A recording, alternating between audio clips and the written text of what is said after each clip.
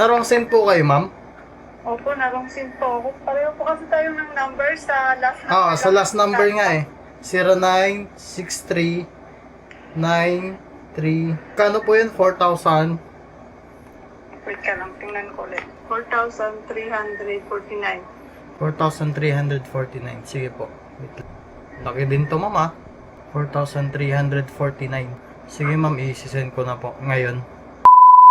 So yun guys pala, bali may nag-send sa akin ng money from GCash. Pero narong send lang pala siya kasi halos same number lang yung gamit namin. Ang pinagkaiba lang yung sa dulo.